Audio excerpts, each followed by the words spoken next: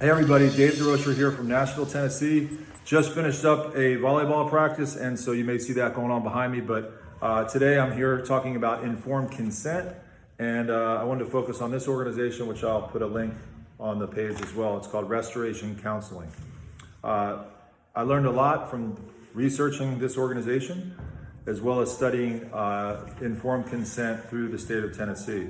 One of the things I wanted to read is what the state of Tennessee from the website talked about from the Tennessee.gov, talking about professional ethics. I know you can't see that, but I'll read it. It says, all licensees and certificate holders shall comply with the 2014 ACA Code of Ethics, except to the extent that it conflicts with the laws of the state of Tennessee or the rules of the board.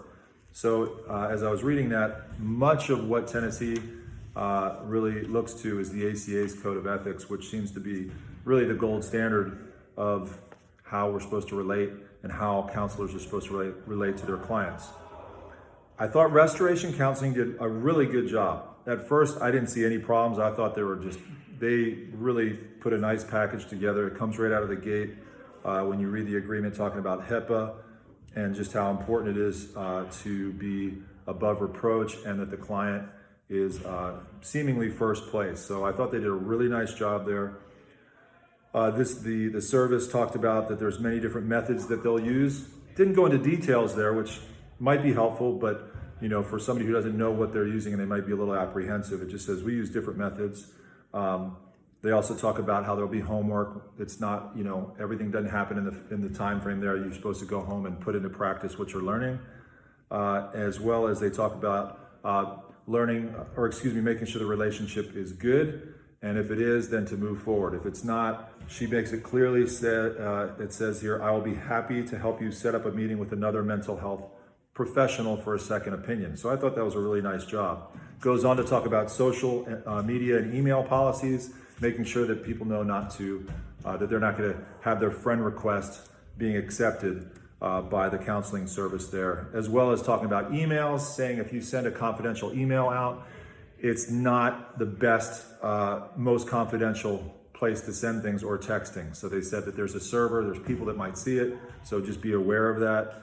And she goes on talking about the meetings, how long they're gonna last, and that she would like to have 2 to 4 sessions before she really can evaluate whether it's gonna, how long it will take in terms of, how many sessions are gonna be fruitful.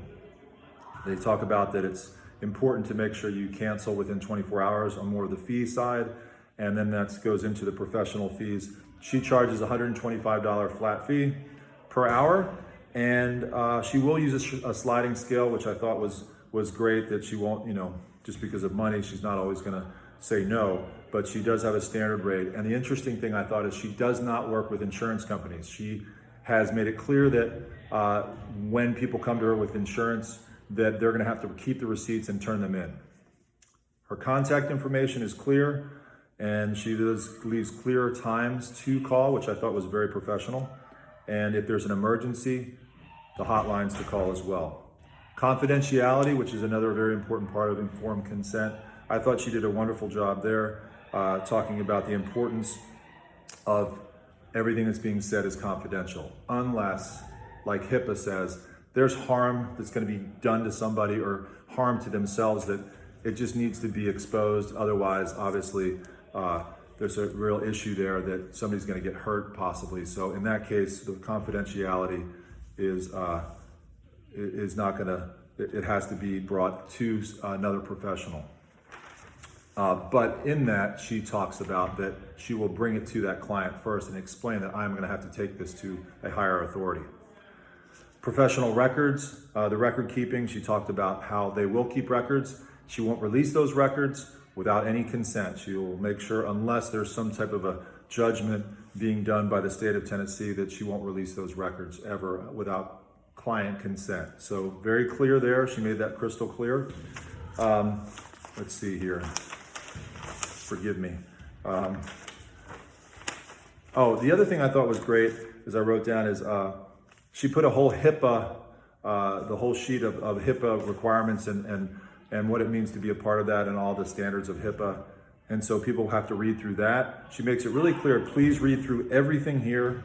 talking about client rights, talking about minors and parents. If you're dealing with a minor, how to make sure the young people have the right support, and that she's also not taking confidentiality. If like you have teenagers, if they're exposing some areas of their life, that she won't just go to the parents and tell them everything that's going on. She'll say more vague things, but unless the client has some consent or there's a reason to tell the parents, then it's confidential.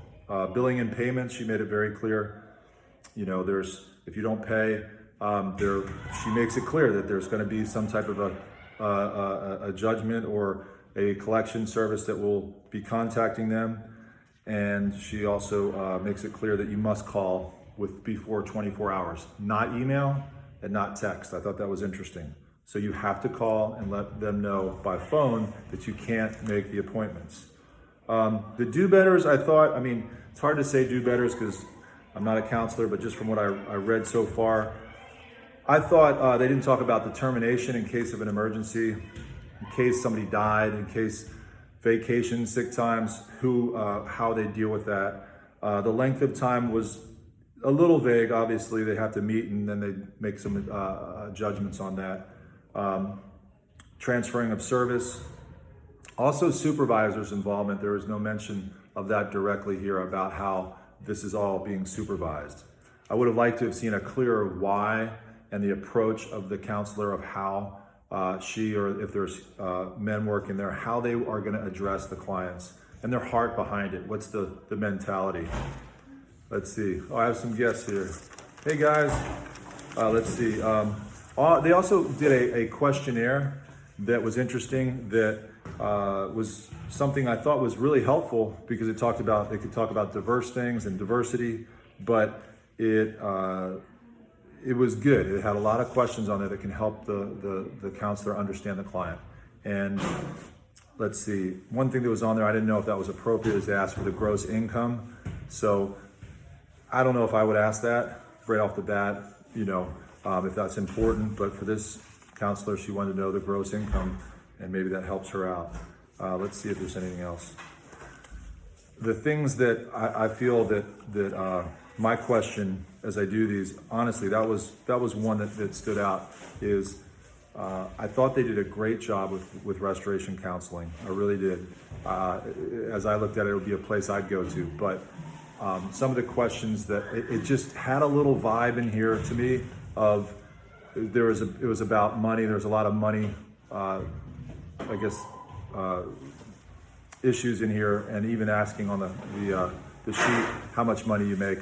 I don't know if that's a big deal. Maybe that's very important, but it just seemed to me that was I wouldn't ask that out of the gate. Trying to think the questions or other things. I know you. I learned a ton from this. Very grateful. And the question I may have for others is, how have you seen that money question, the fees and how that's been coming? I've been working in ministry for so many years, so I always try to steer clear of the money side. But now that you may have to ask clearly, like, hey, how much, can you pay? And let me see how much you make. How is that ethics? How would you do that if you were a counselor, and how is your state, or how are some of the other counselors dealing with that? So anyway, thanks so much. It's a great chance to be a part of Liberty, and I'll see you soon. All right, take care.